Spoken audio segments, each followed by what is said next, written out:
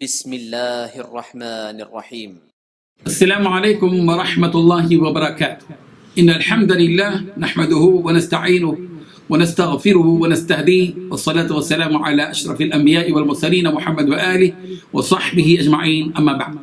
حاضرین و ناظرین، یہ درس نمبر 1043 ہے اور آج سورہ حجر کی 5 آیتوں کی تلاوت اور تشریح کی جائے گی۔ آیت نمبر 61، 62، 63، 64 اور 65، 61 to 65۔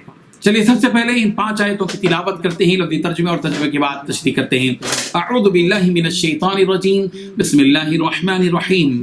فلما جاء آل لوط المرسلون قال إنكم قوم منكرون قالوا بل جئناك بما كانوا فيه يمترون وآتيناك بالحق وإنا لصادقون فأسر بأهلك بقطع من الليل واتبع أدبارهم ولا يلتفت منكم أحد وامضوا حيث تؤمرون۔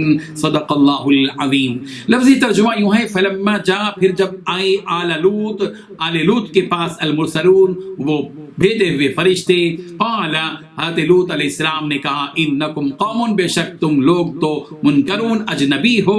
قالوا، انہوں نے کہا، بل جئناک بما، بلکہ ہم تیرے پاس وہ چیز لائے ہیں کہ کانوا فیہ یمترون، کہ جس میں وہ شک کرتے تھے۔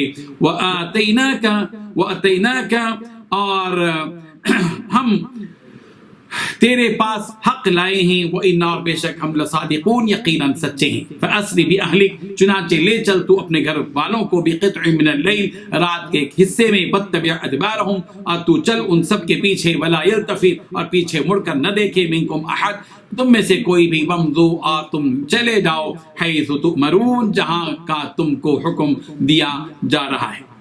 ترجمہ ہے، پھر جب فرشتے لوط کے گھر گئے تو لوط نے کہا کہ تم تو ناشنا لوگ ہو۔ وہ بولے کہ نہیں، بلکہ ہم آپ کے پاس وہ چیز لے کر آئے ہیں جس میں لوگ شک کرتے تھے، اور ہم آپ کے پاس یقینی بات لے کر آئے ہیں اور ہم سچ کہتے ہیں۔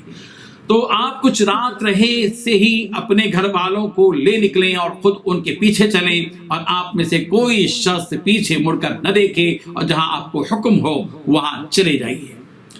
ان 5 آیتوں میں 9 باتیں بتلائی گئی ہیں۔ پہلی بات، جب وہ بھیجے ہوئے فرشتے حضرت لوط علیہ السلام کے خاندان کے پاس آئے۔ دوسری بات، حضرت لوط علیہ السلام کہنے لگے کہ بے شک تم تو اجنبی آدمی ہو۔ تیسری بات، فرشتوں نے کہا کہ نہیں، بلکہ ہم آپ کے پاس وہ چیز لے کر آئے جس میں یہ لوگ شک کیا کرتے تھے۔ چوتھی بات، ہم آپ کے پاس یقینی ہونے والی چیز لے کر آئے ہیں۔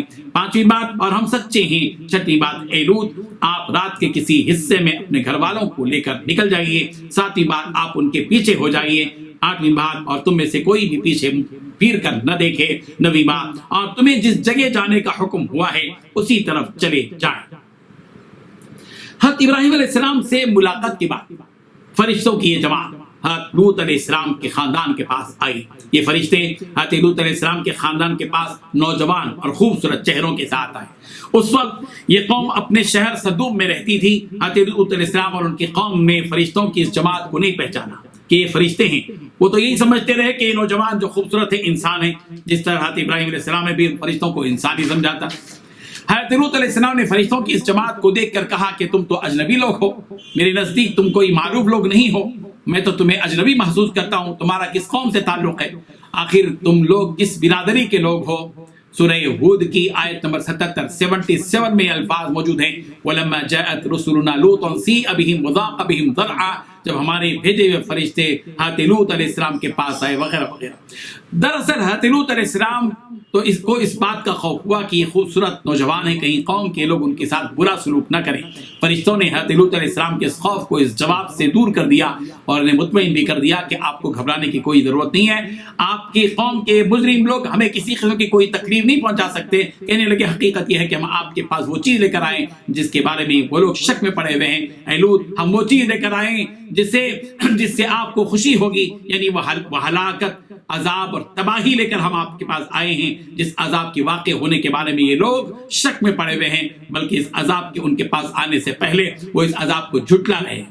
پھر فرشتوں نے اپنی بات کو مزید پختہ ثابت کرنے کے لیے یہ بھی کہا، وَأَتَيْنَاكَ بِالْحَقِّ، ہم آپ کے پاس یقینی اور باقی حقیقت پر مبنی چیز لے کر آئے ہیں۔